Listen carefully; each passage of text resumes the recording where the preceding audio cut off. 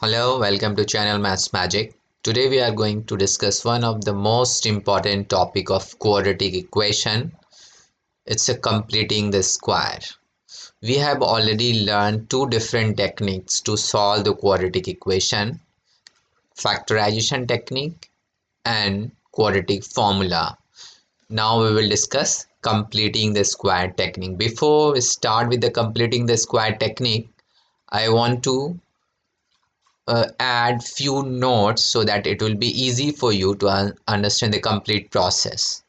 First point is, if you have any expression to the power 2 or square is equal to any number and you want to solve this equation, so you know that what you have to do, you have to simply square root on right hand side, or you have to shift this square on right hand side, it will be a square root, and then you will get two answers, plus 2 or minus 2. Why so?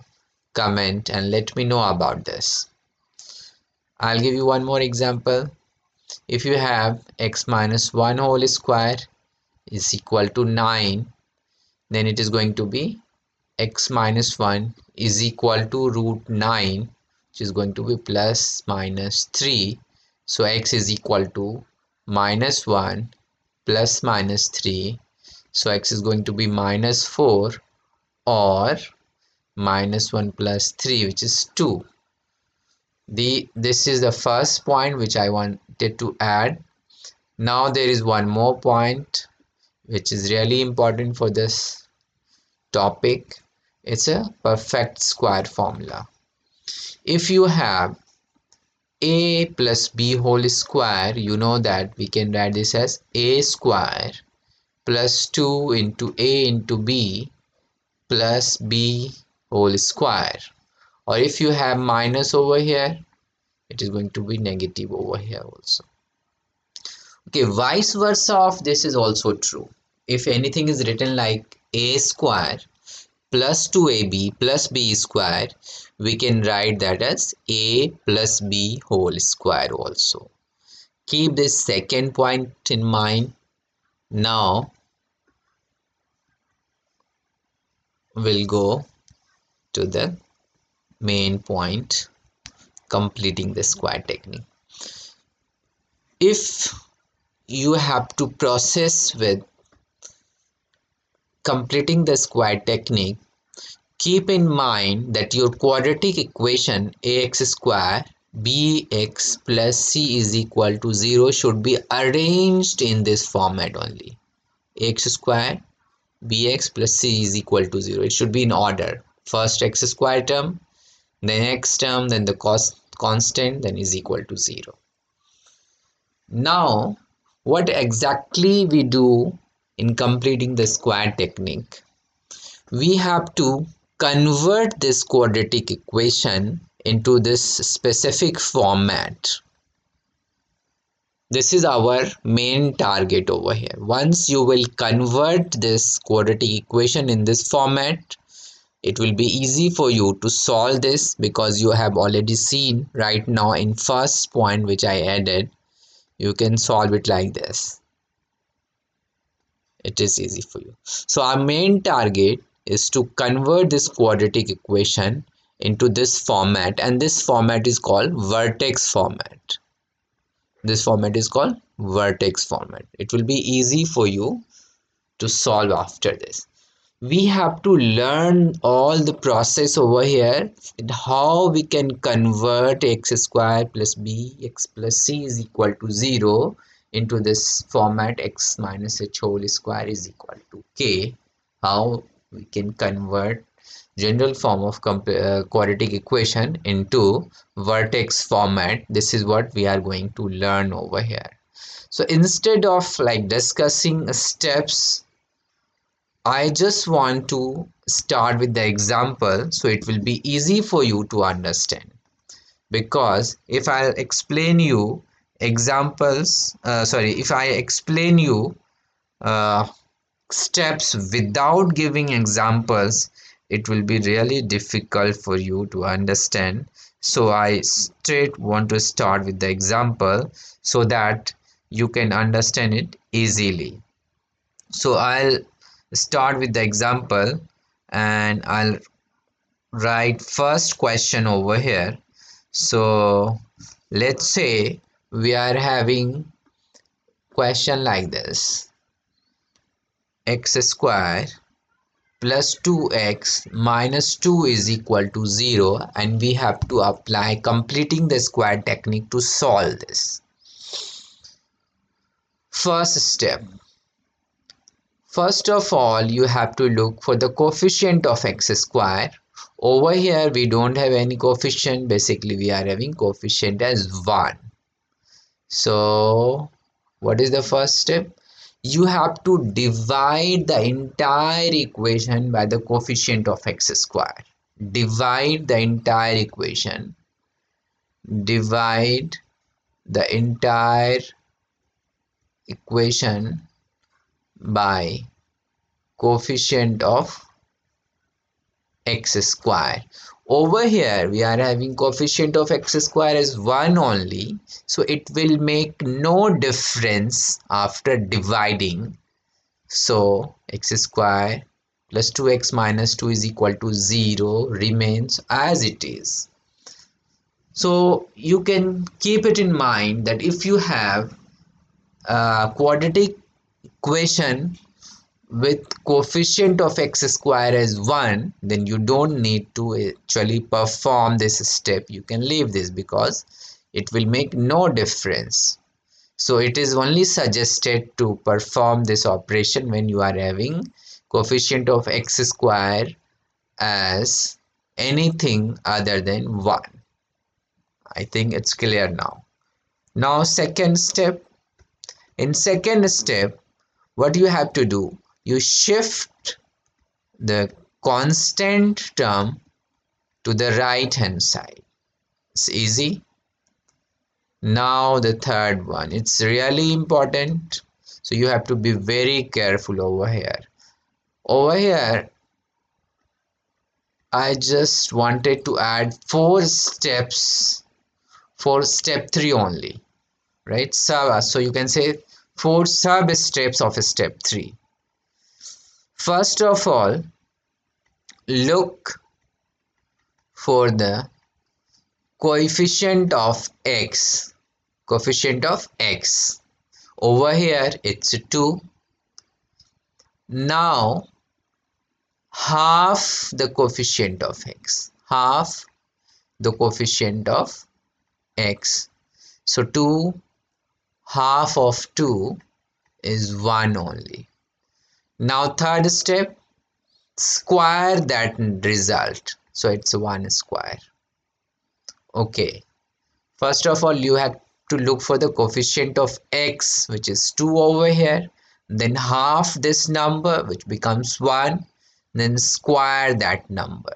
And be careful, you don't have to simplify that.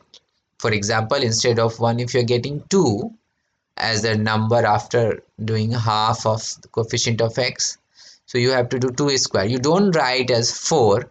Keep this 2 square as 2 whole square only, because it is really helpful later on. That's why I don't want you to solve it. Solve and write at the beginning only. So keep this 1 whole square as it is. In the last step, you have to add this squared number on both the side. So these are the 4 steps which you have to carefully perform for the third step. Got it? These are the 4 sub steps which we have to perform for the third step. So basically I created this 4 step for the sake of simplicity, because it will give you more clear idea what is happening over here. So I'm writing this x square 2x. Now we are adding 1 whole square on both the side. Okay, fourth step. Okay, on fourth step, I just want to follow some fixed step, and then I'll explain you why we are performing this. I just want to keep this short for your basic understanding, and it will save your time also. What is the short trick which you have to use over here? You remember I told you that we have a perfect square formula, a square 2ab plus b square can be written as a plus b whole square. So basically this third step on left hand side is following this criteria of a square plus 2ab plus b square. Therefore we can directly write a plus b whole square. Over here these square terms are a and b, so this x is a and this one is b. This x is a, it's always like this x is always a and this square number is always b. The number which is inside the bracket is always b. So you can directly write this x and this 1 over here and copy the sign of the middle term which is plus over here and then put the square. It's really easy. You can directly write after this third step x from the first term and 1 over here, 1 from the last step.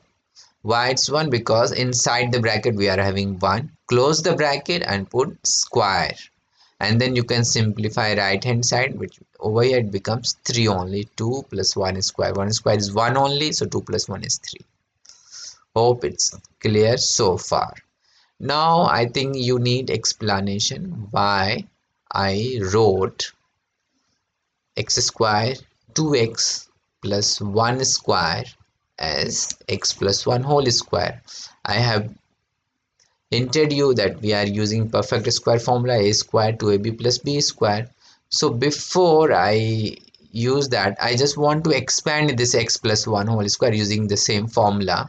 So you know that if you are having a plus b whole square, it is going to be a square, so x square, then 2ab, so 2, and a is x and b is 1, and then plus b square. Now if you look at this middle step, it's 2 into x into 1, which becomes 2x only. So can you see that this third step and the one which I wrote after the expansion of the fourth step, it's the same thing. That is why I directly converted x square plus 2x plus 1 whole square as x plus 1 whole square.